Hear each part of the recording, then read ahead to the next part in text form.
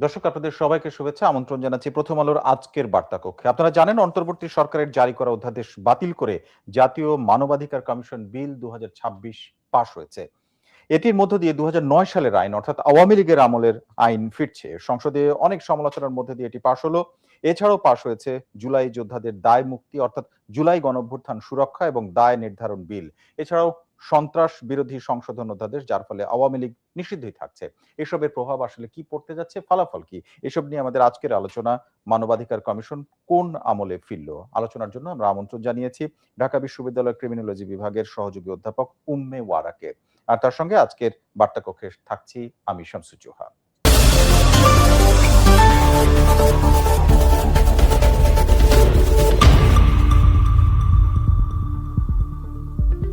মানবাধিকার কমিশন কোন আমলে ফিরল আলোচনার জন্য এবারে সরাসরি চলে যাচ্ছে আমাদের আজকের অতিথি ঢাকা বিশ্ববিদ্যালয়ের ক্রিমিনোলজি বিভাগের সহযোগী অধ্যাপক উম্মে ওয়ারা। আপনাকে স্বাগত। আমি শুরুতেই যেটি বলতে চাই, আমি বিলটির কথা বলছিলাম, জাতীয় মানবাধিকার কমিশন বিল ২০২৬, নাম ২০২৬, কিন্তু এটি কার্যত ২০০৯ সালে আইনে ফেরার কথা বলছে। এটি নিয়ে অনেক আলোচনা সমালোচনা হয়েছে এবং সংসদে বলা হয়েছে বিরোধী দলের পক্ষ থেকে যে এগোনোর বদলে আমরা পেছন দিকে যাচ্ছি। এটি আপনার কাছে যুক্তিযুক্ত মনে হয় নাকি এই মানে কমিশন বিল ২০২৬ এর আসলে আপনার কাছে আইনি কোনো ব্যাখ্যা আছে? ধন্যবাদ আপনাকে। হ্যাঁ, গত কয়েকদিন ধরে আমরা আসলে এই অধ্যাদেশগুলো নিয়ে কথা বলছি। কিছু, কিছু অধ্যাদেশ আইনে পরিণত হচ্ছে, কিছু, কিছু অধ্যাদেশ আবার রহিতকরণ হচ্ছে। কিছু, কিছু অধ্যাদেশ আবার পরবর্তীতে আরেকটু সংশোধন করে তারপরে বিল আকারে আনার কথাও বলা হচ্ছে।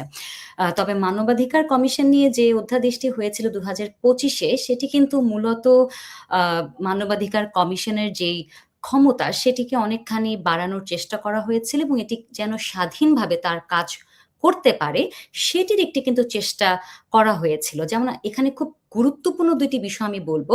একটি ছিল যে মানবাধিকার কমিশনের যিনি চেয়ারম্যান এবং অন্যান্য সদস্যদের বাছাই কমিটিটি আসলে কিরকম হবে, সেটির ক্ষেত্রে অধ্যাদেশে বলা হয়েছিল যে আ সরকারি এবং বেসরকারি দলের থেকে একজন থাকলেও সেখানে একজন শিক্ষক থাকবেন, একজন গণমাধ্যম কর্মী থাকবেন, একজন ক্ষুদ্র গোষ্ঠীর একজন থাকবেন। তার মানে একটি হোলিস্টিক অ্যাপ্রোচ নেওয়া হয়েছিল। কিন্তু ২০০৯ এর যে আইনটির কথা আমরা বলছি বা যেখানে আমরা আসলে ফেরত গেলাম আবার, সেখানে কিন্তু আসলে আ মানবা মান মানা মানবাধিকার কমিশনের চেয়ারম্যান এবং সদস্যদের বাছাইয়ের ক্ষেত্রে কিন্তু সরকারি দলের যে প্রভাব সেটি কিন্তু অনেক বেশি ছিল। যেটি আবার আমরা ফেরত যাচ্ছি সেখানে। দ্বিতীয়টি আরেকটি হচ্ছে যে আইন শৃঙ্খলা ও নিরাপত্তা বাহিনীর সদস্যদের বিরুদ্ধে তদন্ত করার ক্ষেত্রে কিন্তু এই ২০২৫ এর অধ্যাদেশটি অনেক বেশি ক্ষমতা দিয়েছিল মানবাধিকার কমিশনকে। যে তারা চাইলে যেকোনো সময় তাদের বিরুদ্ধে কোনো একটি তদন্ত করতে পারবে। কিন্তু যে ২০০৯ এর আইনটিতে আমরা ফেরত গেলাম, সেখানে দেখা যাচ্ছে যে আসলে সরকারের অনুমতি লাগবে, মানবাধিকার কমিশনের নিজেদের অনুমতি লাগবে বা যে বাহিনীর কথা বলা হচ্ছে, অনেকগুলো একটি আমলাতান্ত্রিক জটিলতার মধ্য দিয়ে দেখা গেছে যে আসলে আমরা কিন্তু আ গত সরকারের আমলে, আওয়ামী লীগের আমলে দেখেছি যে সেভাবে কিন্তু মানবাধিকার কমিশন স্বাধীনভাবে তার কাজটি করতে পারেনি। কাজেই ব্যক্তিগতভাবে আমি মনে করি ২০২৫ এর অধ্যাদেশে যে পরিবর্তনগুলো আনা হয়েছিল, সেগুলো থাকলে একটি স্বাধীন একটি প্রতিষ্ঠান হিসেবে মানবাধিকার কমিশন অনেক ভালোভাবে তার কাজ করতে পারত। আবার সেই ২০০৯ তে ফেরত যাওয়াতে আমার কাছে মনে হচ্ছে যে আ বলে না ব্যাক টু স্কোয়ার জিরো, আমরা বোধহয় আবার সেই শূন্যেই ফেরত গেলাম। এই পার্টিকুলার এই ক্ষেত্রে। হ্যাঁ, আপনি বেশ কয়েকটি পরিবর্তনের কথা বলেছেন। তার মধ্যে বিষয় উল্লেখ করেছেন। বাছাই কমিটির যে পরিবর্তন কার্যকর থাকলো না, যেটি ২৫ এর কথা আপনি উল্লেখ করেছেন। মানে ২৫ এর এটি আসলে আইন না, অধ্যাদেশ আকারে ছিল। জি। তো তাতে কমিশন আসলে যে চরিত্র ধারণ করলো, আ সেইটা আপনার কাছে কি মনে হয়? মানে আমি একটা বিষয় উল্লেখ করতে চাই। কমিশন, আমি পড়ে শোনাচ্ছি যে আইন শৃঙ্খলা বাহিনীর সংক্রান্ত তদন্তের ক্ষমতার ক্ষেত্রে এই কথাটি বলা হচ্ছে যে কমিশন সন্তুষ্ট হলে এই বিষয়ে কোনো উদ্যোগ গ্রহণ করবে না। আর প্রয়োজন মনে করলে সংশ্লিষ্ট বিষয়ে করণীয় সম্পর্কে সরকারকে সুপারিশ করবে। তাহলে ব্যাপারটা কি এরকম দাঁড়ালো কিনা যে সরকারকে কেবল সুপারিশ বা পরামর্শে পর্যন্ত থাকলো? একদমই তাই। যে একটি মানবাধিকার কমিশনের কাজ তো আসলে শুধু সুপারিশ করা হতে পারে না। তার তো নিজস্ব একটি কর্মপ্রক্রিয়া থাকবে। না হলে জনগণ কেন বিশ্বাস করবে যে এই কমিশনটি একটি স্বাধীন প্রতিষ্ঠান এবং স্বাধীনভাবে সে তার কাজগুলো করতে পারবে। শুধু সুপারিশ করা তো আসলে একটি মানবাধিকার কমিশনের মূল কাজ হতে পারে না। কাজেই তার নিজস্ব যে তদন্ত প্রক্রিয়া, নিজস্ব যে কর্মপ্রক্রিয়া সেগুলো অনেক স্বাধীনভাবে পরিচালনা করার দরকার আছে বলে আমি মনে করি। এবারে আসি সংসদে যে আলোচনাগুলো হয়েছে সেটিতে আরেকটি বিষয় বলা কমিশন পুনঃপ্রচলন আইন পাশের ফলে দায়মুক্তি অধ্যাদেশ অর্থাৎ আপনি জানেন যে জুলাই যোদ্ধাদের দায়মুক্তি যেটি জুলাই গণঅভ্যুত্থান সুরক্ষা এবং দায় নির্ধারণ বিল নামে পাশ হয়েছে সেইটির ক্ষেত্রে তারা বলছে যে এর কার্যকারিতা হবে আগে আসলে মানবাধিকার কমিশন কে কার্যকর করতে হবে এই যে সম্পর্কের কথা তারা বলছেন মানে আমার প্রশ্নটা খুব সাধারণ জায়গা থেকে আমার সাধারণ মানুষের মনে হয় এটি জানতে চাইবে যে জুলাই যোদ্ধাদের আসলে কমিশন নিয়ে সমস্যা কি জুলাই যোদ্ধাদের যে দায় মুক্তি সেটা তো দায় মুক্তি আছে এখানে কনফ্লিক্টিং আসলে কোন জায়গাটায় রাইট। আচ্ছা। এখানে আমি গতকাল বা গত পরশু হাসনাত আব্দুল্লাহর একটি আ বক্তব্য সংসদে আমি জি, পুরোটাই তিনি এটি শুনেছি। অভিযোগ করেছেন। জি। হ্যাঁ, হ্যাঁ, উনি একটি বলেছেন যে একটি অভিযোগ তুলে ধরেছেন। এটা খুব ইন্টারেস্টিং এবং আমার কাছে মনে হয়েছে যে এটি নিয়ে কথা বলার দরকার রয়েছে। হ্যাঁ, দায়মুক্তির অধ্যাদেশটি আইনে পরিণত করার মাধ্যমে জুলাই যোদ্ধাদের একটি দায়মুক্তি দেয়া হচ্ছে। কিন্তু একই সাথে আপনি যদি অধ্যাদেশটি খেয়াল করেন যেটি এখন আইন হচ্ছে, যে সেখানে কিন্তু বলা হয়েছে যে কমিশন বলতে মানবাধিকার কমিশনকে বোঝানো হচ্ছে। জি। কেউ যদি জুলাই যোদ্ধাদের বিরুদ্ধে কোন ধরনের অভিযোগ নিয়ে আসে সেক্ষেত্রে মানবাধিকার কমিশন সেটিকে তদন্ত করে দেখতে পারে বা জুলাই যোদ্ধারা যে কাজগুলো করেছেন জুলাই এবং অগাস্ট মাসে ২০২৪ এ কোনটি ব্যক্তিগত স্বার্থে সংঘটিত অপরাধ বা কোনটি আ সরকারের বিরুদ্ধে বা কোনটি আইন শৃঙ্খলা রক্ষা করার কারণে এই যে নানান ক্যাটেগরি দেওয়া হয়েছে, কোনটি কোন ভাগে পড়বে সেটি মূলত কিন্তু মানবাধিকার কমিশনের আওতার মধ্যেই পড়ে। সেটি অধ্যাদেশের মধ্যেই ছিল। হাসনাত আব্দুল্লাহ যে কথাটি বলছেন যে, আমরা যে মানবাধিকার কমিশনকে আবার ২০০৯ তে ফেরত নিয়ে যাচ্ছি, সেক্ষেত্রে তো আসলে আমরা মানবাধিকার কমিশনের হাত-পা অনেকখানি বেঁধে দিচ্ছি। তার ক্ষমতাটিকে অনেকখানি সংকুচিত করে ফেলছে। সেখানে সরকারের নিয়ন্ত্রণ অনেক বাড়িয়ে দিচ্ছি। যেটি মানবাধিকার কমিশনের অধ্যাদেশের মাধ্যমে অনেকখানি বাড়িয়ে দেওয়া হয়েছিল। তিনি বলছেন যেহেতু জুলাই যোদ্ধাদের দায়মুক্তির সিদ্ধান্তগুলো অনেকখানি নির্ভর করছে মানবাধিকার কমিশন কিভাবে সেটিকে ডিফাইন করছে বা সেটিকে জাস্টিফাই করছে বা সেটি নিয়ে তাদের সিদ্ধান্ত দিচ্ছে, সেক্ষেত্রে মানবাধিকার কমিশনের স্বাধীনভাবে কাজ করবার ক্ষমতাটি থাকাটা অনেক বেশি জরুরি। কাজে এটি কিন্তু একটা আরেকটার সাথে সংযুক্ত রয়েছে। আরেকটি কথা বলি, এই মানবাধিকার কমিশনের এই অধ্যাদেশটি করার আগে কিন্তু সাধারণ জনগণ এবং এই বিষয়ে সংশ্লিষ্ট অনেকের মতামত নিয়েই কিন্তু তারপর এই অধ্যাদেশটি করা হয়েছিল। অন্তর্বর্তীকালীন সরকারের অনেক অধ্যাদেশ নিয়ে অনেক সমালোচনা থাকলেও এই অধ্যাদেশটি কিন্তু একটি খুবই ভালো একটি অধ্যাদেশ হয়েছিল যেটি আসলে আ সব ক্ষেত্রে তারা প্রশংসা পেয়েছিলেন। এবং টিআইবির নির্বাহী পরিচালক তিনিও কিন্তু সম্প্রতি বলেছেন যে আ এই যে আবার ফেরত গেলাম আমরা ২০০৯ এ এটি শুধু রাজনৈতিক একটি চেষ্টা নয়। তিনি মনে করেন যে আ আমলাতন্ত্রের একটি প্রচ্ছন্ন প্রভাবও এখানে রয়েছে। কাজেই নানান রাজনৈতিক খেলা আসলে চলছে এই সময়ে এবং আমার কাছে মনে হয়েছে যে আসলে ২০২৫ এর অধ্যাদেশটি থাকলে সেটি অনেক দিক থেকে ভালো হতো। টিআইবির উদ্ধৃতি দিয়ে আপনি যেটি বলছিলেন আমলা আ প্রসঙ্গ আপনি উত্থাপন করলেন, বললেন যেটি আপনি। কিন্তু আ মানবাধিকার কমিশনের নিয়ে এই আলোচনাটার মধ্যে আরেকটি বিষয় এসেছে এরই মধ্যে।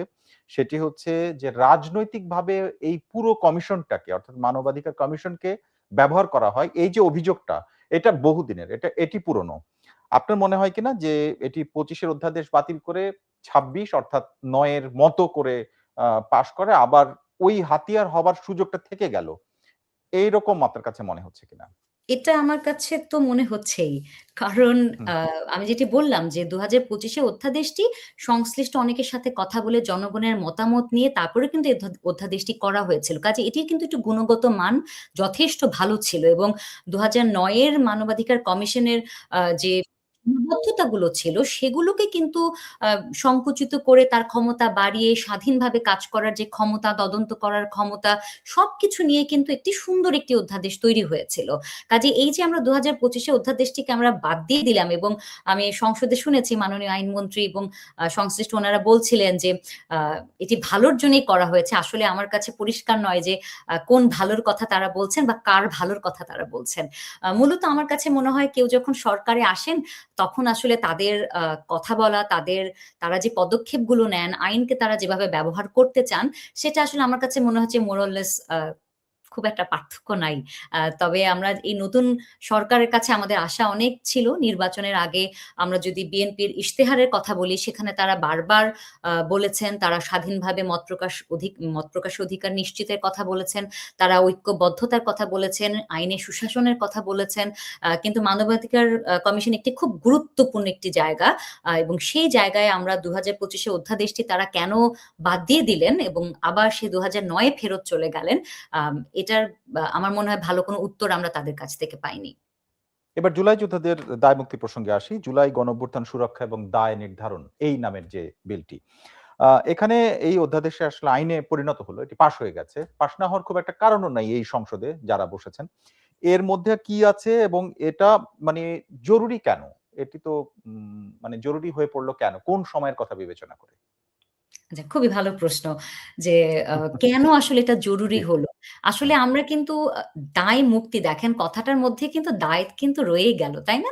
কাজেই এই দায়টা থেকে আমি কাউকে মুক্তি দিচ্ছি। তার মানে নিশ্চয়ই কোনো না কোনোভাবে কিছু অপরাধ সংঘটিত হয়েছে বলেই সেই অপরাধ থেকে আমি আসলে কাউকে মুক্ত করতে চাইছি। তাই তো ব্যাপারটা?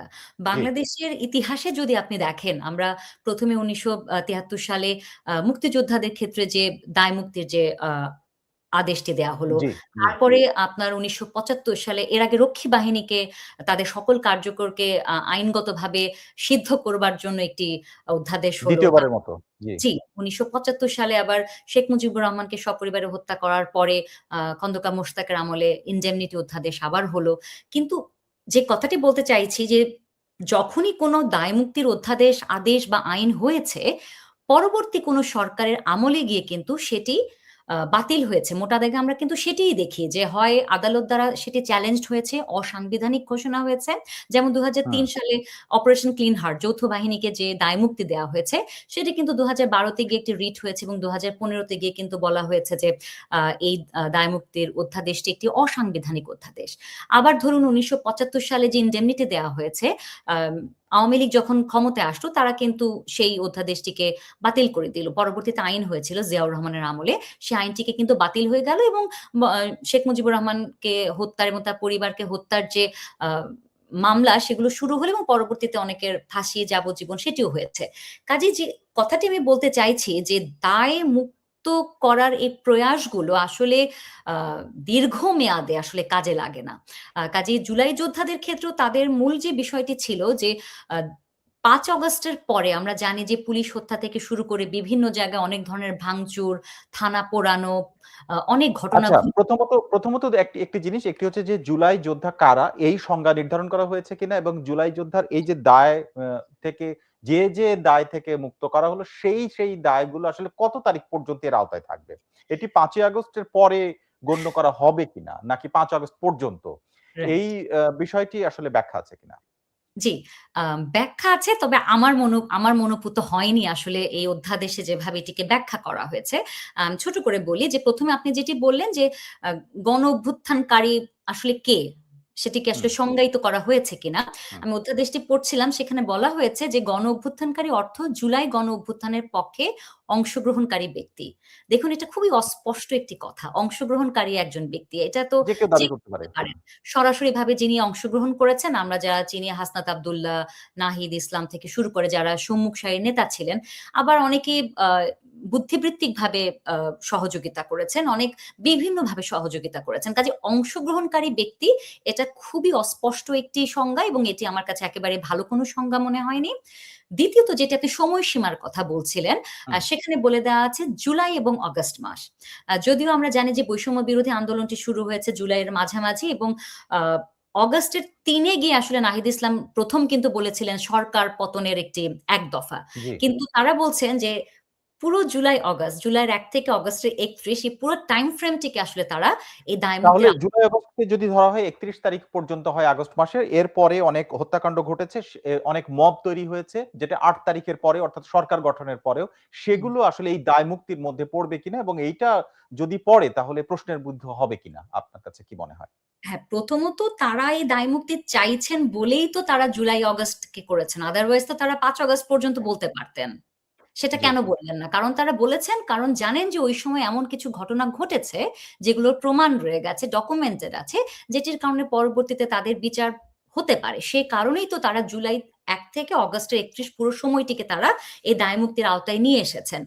দ্বিতীয় যেটি আপনি বললেন যে ডেফিনিটলি এটা পরবর্তীতে আইনের আ কোন একটা চ্যালেঞ্জে পড়বেন। সেটা পরবর্তী কোন সরকার এসেও করতে পারে। আবার যেটি আমি বললাম যে আদালতেও সেটিকেও চ্যালেঞ্জ করলে সেক্ষেত্রেও আদালত এটিকে আ অবৈধ ঘোষণা করতে পারে। কারণ আপনি হুম, আ যদি আইনি কাঠামোতে দেখেন, কেউ যদি বলেন যে ৫ই আগস্ট যখন সরকার পতন হলো, তার মানে তো আ ওইখানেই অভ্যুত্থানের শেষ। কিন্তু আমি বলছি হুম। যে অগাস্টের ৩১ পর্যন্ত দায়মুক্তি। এটিকে আসলে আপনি কিভাবে জাস্টিফাই করবেন? তো অনেকে আবার এইটাকে আবার মুক্তিযোদ্ধাদের যে দায়মুক্তি দেয়া হয়েছিল সেটির সাথে তুলনা করেন যে ১৬ই ডিসেম্বর বিজয় ঘোষণা হওয়ার পরেও আরো প্রায় ২.৫ মাস ফেব্রুয়ারির ২৮ তারিখ পর্যন্ত দায়মুক্তি দেওয়া হয়েছিল। সেটি নিয়েও সমালোচনা আছে। কিন্তু আমার কথা হচ্ছে যে সুবিধামতো আসলে মুক্তিযুদ্ধকে ব্যবহার না করে আমরা যদি কেস বাই কেস দেখি সেটি যৌক্তিক হওয়া দরকার। হুম। হ্যাঁ, কারণ আমরা কখনো বলছি যে মুক্তিযুদ্ধ আ সবার আগে, তারপরে জুলাই অভ্যুত্থান। আবার কখনো আমি মুক্তিযুদ্ধ এবং জুলাই অভ্যুত্থানকে পাশাপাশি একসাথে তুলনা করছি। জি। আমি এটা আমি আরেকটা প্রশ্ন এই একই বিষয়ে আরেকটা প্রশ্ন আসতে চাই। অনেকগুলো অধ্যাদেশের বিষয় এসছে। বিশেষ করে দায়মুক্তি অধ্যাদেশ কয়েকবার আপনি উদাহরণগুলো সামনে এনেছেন। আমি একটি আনার চেষ্টা করছি। সেটা হচ্ছে যৌথ অভিযান দায়মুক্তি আইন ২০০৩ যেটি ২০০২ এর ঘটনার প্রেক্ষাপটে তৈরি করা হয়েছিল। এই আইনটির সময় যখন পাস হয় তখন বিএনপি জামাত জোট সরকার ছিল। মানে আ তারা সহযোগিতা করেছেন একজন আরেকজনকে। এখনো সংসদে তারা যদিও বিরোধী দল জামাত ইসলাম। এইসবগুলির পরে আপনার কাছে মনে হয় কি এই দায় মুক্তি আইনটির ভেতরে যে বিষয় আপনি আলোচনা করলেন তাতে সমালোচনার বা ঐরকম চ্যালেঞ্জড হওয়ার সুযোগ আপনি দেখছেন কিনা? আ এখনকার দায়মুক্তির কথা বলছেন? জুলাই যোদ্ধাদের যে জি, মুক্তি জি, জি। হ্যাঁ, সেটা আমি বলছি যে এখন তো ধরুন যারা বিএনপিতে আছেন বা যারা জামায়াতে ইসলামীতে আছেন তারাই তো আসলে সরকার পতনের জন্য যে আন্দোলনটি করেছেন তারা সবাই মিলে এবং সাধারণ জনগণ সবাই মিলেই আসলে জুলাই অভ্যুত্থানটি হয়েছিল। কাজেই এই মুহূর্তে সেটিকে চ্যালেঞ্জ করবার কোনো কারণ তো আমি দেখি না। সেটি আ খুব অন্য সুন্দরভাবেই কোন সেটি সময় মানে পরবর্তীতে হ্যাঁ। কোনটাই তো আসলে সঙ্গে চ্যালেঞ্জড হয় না। হ্যাঁ, কিন্তু পরবর্তীতে আ অন্য কোনো সরকার আসলে যদি আমি ধরে নেই কখনো আওয়ামী লীগ আবার ফিরে আসে, আওয়ামী লীগ আবার যদি সরকার গঠন করে, ডেফিনিটলি তারা এটিকে তো চ্যালেঞ্জ করবেই। আরেকটি কথা আপনি গুরুত্বপূর্ণ একটি কথা বললেন মাত্রই যে, সাথে চ্যালেঞ্জ হয় না। এটাও কিন্তু জি, আমাদেরকে একটু মনে করিয়ে দেয় আমাদের জুডিশিয়ারি আসলে কতখানি স্বাধীন। আমরা যখন দেখছি কোনো একটি সরকার কোনো একটি আইন করছে, দায়মুক্তির আইন করছে, সেই জি। সময়ে চ্যালেঞ্জড হয়েছে এ ধরনের উদাহরণ খুবই কম বা নেই বললেই চলে। যখন সে পরে হয়। সরকার পরিবর্তন হচ্ছে, হুম। রাজনৈতিক পট পরিবর্তন হচ্ছে, তখন গিয়ে আমি দেখছি যে জুডিশিয়ারিতে কেউ রিট পিটিশন করছেন বা কেউ এটি নিয়ে চ্যালেঞ্জ করেছেন, তখন জুডিশিয়ারিতে সেটি নিয়ে আলোচনা হচ্ছে।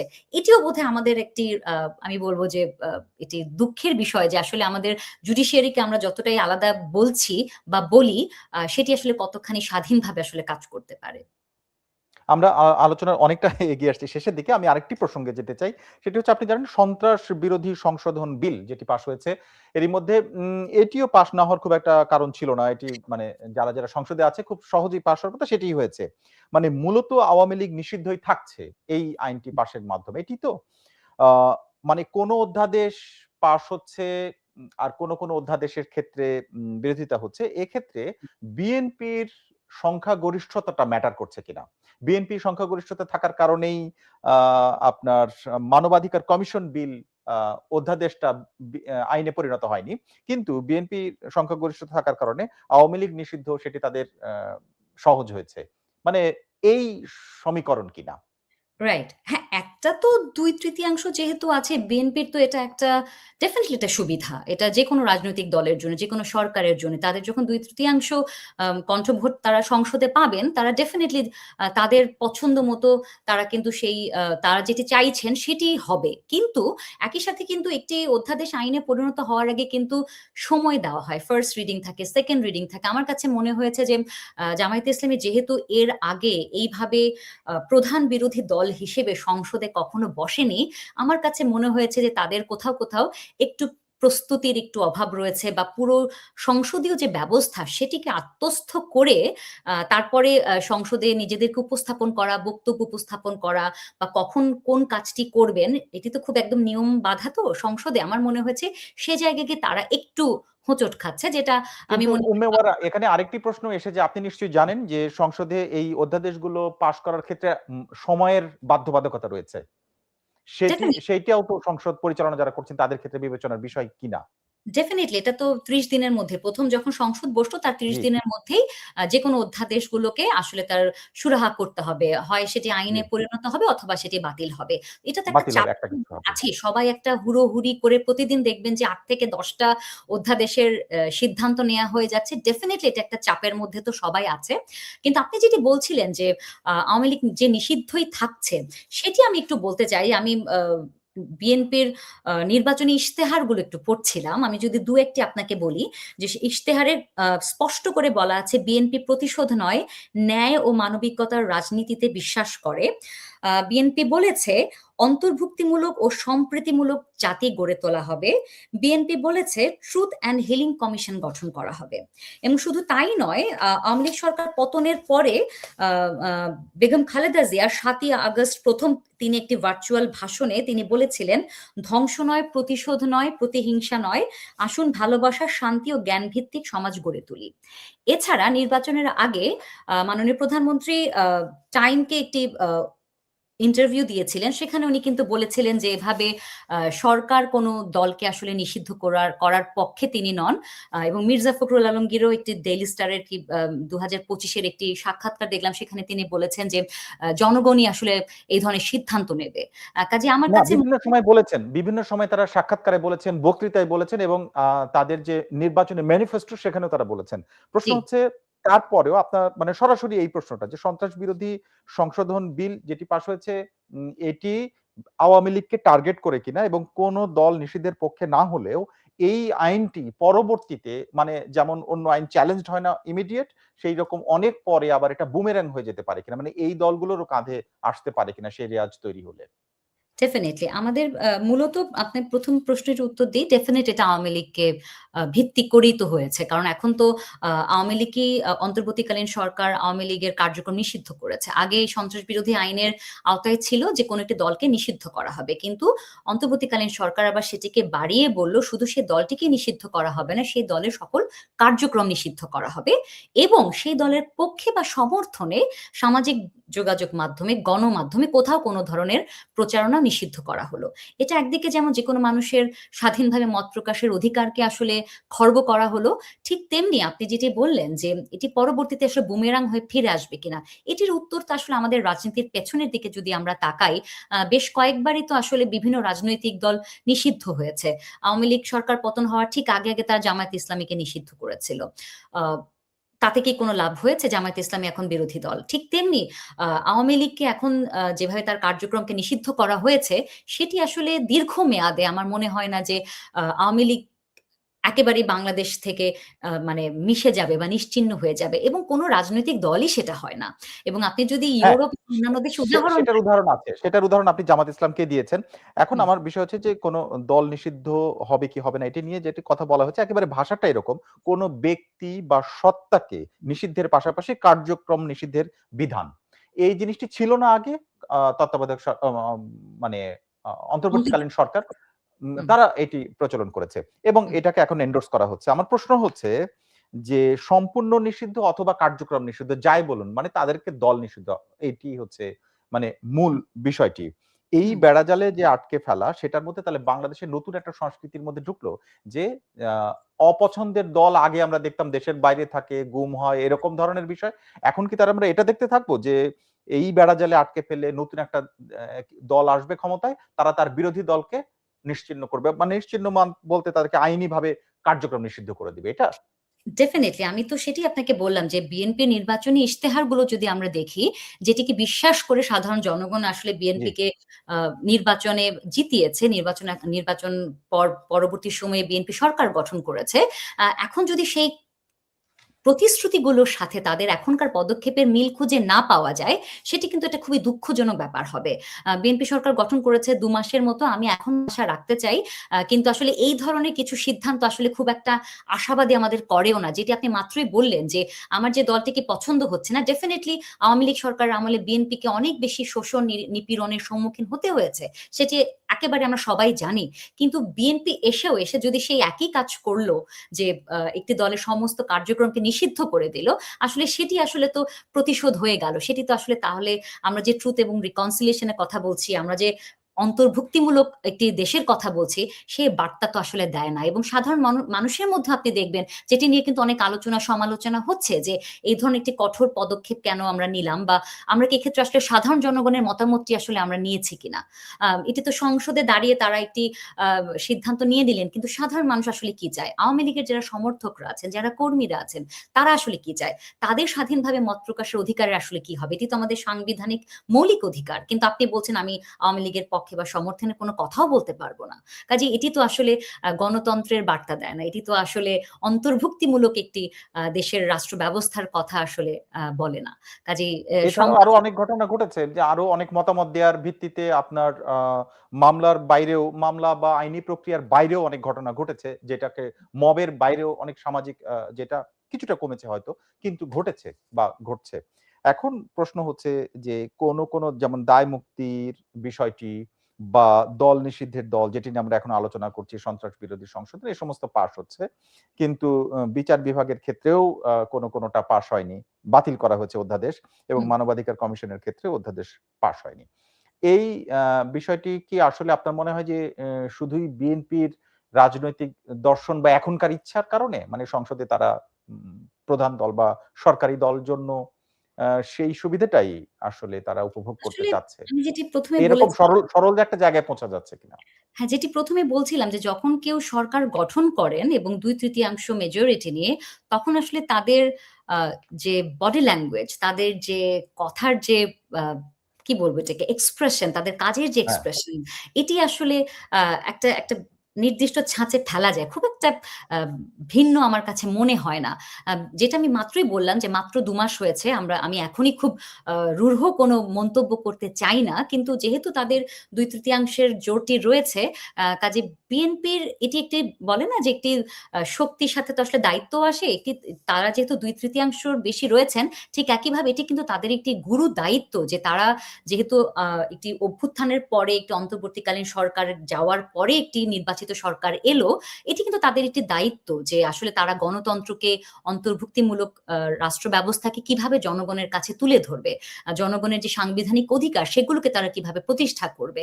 এটা বিএনপি প্রতিশ্রুত যে বক্তব্য, ট্রুথ অ্যান্ড রিকনসিলিয়েশন এর যে কথা তারা বলেছিলেন নির্বাচনের আগে, আওয়ামী লীগের ব্যাপারে, অর্থাৎ তাদের রাজনৈতিক প্রতিপক্ষ বা শত্রু যেভাবেই বলি, হুম। আ তার ক্ষেত্রে সেই সুযোগ দেখেন?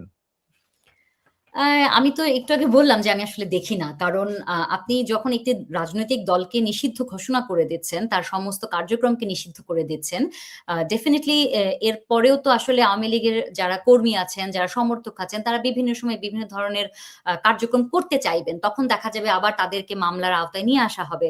আমরা যেটা দেখেছি যে ৭ই মার্চে কয়েকজন ভাষণ প্রচার করার কারণে তাদেরকে এই সন্ত্রাস বিরোধী আইনের আওতায় এনে তাদেরকে কারাগারে প্রেরণ করা হয়েছে।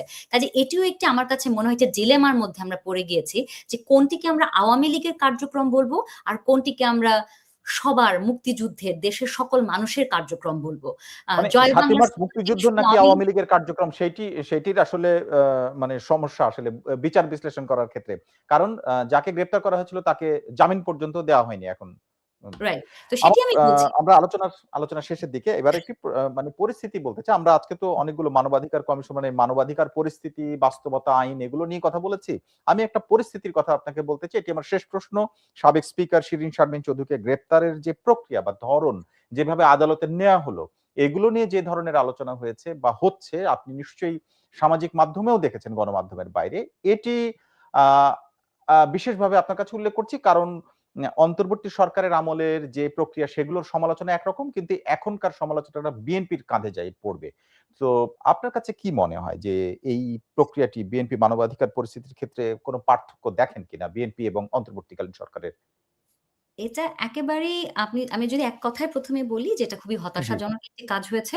কারণ হুম, সাবেক স্পিকার শিরীন শারমিন তাকে ওই একইভাবে অন্তর্বর্তীকালীন সরকারের আমলে আমরা দেখেছি যখন যাকে ধরতে ইচ্ছা হয়েছে তাকে জুলাই আ আন্দোলনের সময় হত্যা চেষ্টা মামলায় নিয়ে তাদেরকে কারাগারে প্রেরণ করা হয়েছে। যেটি নিয়ে আমরা ভীষণ রকমের সমালোচনা করেছি যে কেউ যদি কোনো অপরাধ করে থাকে তাকে সেই অপরাধের জন্য আ ধরা হোক বা অভিযোগ আনা হোক। কিন্তু আ আমরা জানি যে শিরীন শারমিন এমন একজন মানুষ, তাকে আমি যদি বলি যে জুলাই আ কোন একজন যোদ্ধাকে উনি হত্যা চেষ্টা করেছেন, এটি যারা অভিযোগ টেনেছেন তারাও জানেন এটি সত্য নয়। কাজেই এটা আমার কাছে খুবই হতাশাজনক মনে হয়েছে যে ওই একই আদলে তারা তাকে গ্রেফতার করেছে। দ্বিতীয়ত আমরা এটিও জানি যে ৫ই অগস্টের পরে ওই সময়ের যারা ক্ষমতাধর ব্যক্তি ছিলেন তাদের সাথে শিরীন শারমিন একটা আন্ডারস্ট্যান্ডিং ছিল যে তিনি যদি রিজাইন করেন তাকে একটি নিরাপদে রাখা হবে এবং কিছুদিন তিনি সেনা হেফাজত থাকার পরে তিনি নিজের মতো করেই ছিলেন। কাজে এই যে একটি আন্ডারস্ট্যান্ডিং ছিল অন্তর্বর্তীকালীন সরকারের আমলে, নতুন নির্বাচিত সরকার এসে কিন্তু সেটিকে আসলে আর রক্ষা করলেন না।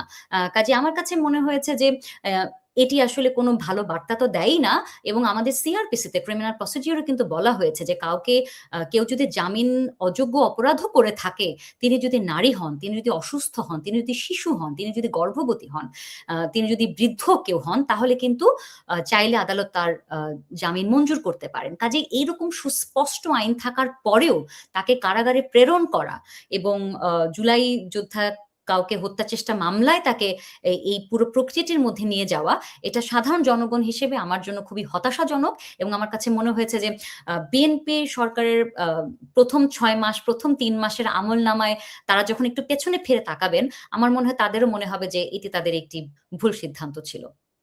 ও একেবারেই সংক্ষিপ্তে যদি মানে হা-না এর মধ্যে একটা ছোট উত্তর এটির মধ্যে দিয়ে আমি শেষ করতে চাই। সেটি হচ্ছে এই ২০০৯ এ ফিরেছে মানবাধিকার কমিশনের আবারও নতুন আইন হবে এবং আরো আ বড় কলেবরে যেরকম আপনারা কল্পনা করছেন বা আমরা চাই সবাই সেই রকম জায়গায় পৌঁছাবে বিএনপির আমলেই আবারও আ নতুন আইন তৈরি করে। আপনার এরকম মনে হয় কিনা? সেই মানে সুস্বপ্ন দেখেন কিনা? আমি আশাবাদী মানুষ। আমি যদিও আজকে আমরা যে ঘটনাগুলোর কথা বললাম সেটি আমাদেরকে আশাবাদী হতে দিচ্ছে না খুব একটা। তারপর আমি আশা রাখতে চাই যে নির্বাচনী ইশতেহারে বিএনপি যে কথাগুলো বলেছে ৩১ দফায় যেগুলো তারা বলে এসেছে, তারা সেগুলো অক্ষুণ্ণ রাখবে, সমুন্নত রাখবে এবং মানবাধিকারকে তারা প্রতিষ্ঠা করবে। অনেক, অনেক ধন্যবাদ উম্মে ওয়ারা আজকে আমাদেরকে সময় দেওয়ার জন্য, যুক্ত হওয়ার জন্য। ধন্যবাদ। দর্শক আমাদের সঙ্গে ছিলেন ঢাকা বিশ্ববিদ্যালয়ের ক্রিমিনোলজি বিভাগের সহযোগী অধ্যাপক উম্মে ওয়ারা। তার কাছ থেকে আমরা মানবাধিকার এবং বেশ কয়েকটি বিল সম্প্রতি যেগুলো পাস হয়েছে এগুলোর আ বাস্তবতার নিরিখে এখনকার সময়ের প্রেক্ষাপটে বিশ্লেষণ জানার চেষ্টা করেছি। আ আপনারা এমন আপডেট বিভিন্ন রাজনৈতিক খবরের আপডেট এবং বিশ্লেষণ জানতে আমাদের এই আয়োজন বার্তাকক্ষ দেখুন রবি থেকে বৃহস্পতিবার পর্যন্ত প্রতিদিন এই সময়ে। দেখুন প্রথমআলো.কম, প্রথম আলোর ইউটিউব, ফেসবুক সহ সোশ্যাল মিডিয়া প্ল্যাটফর্ম গুলোতে। আজকে যারা সঙ্গে ছিলেন আপনাদের সবাইকে ধন্যবাদ।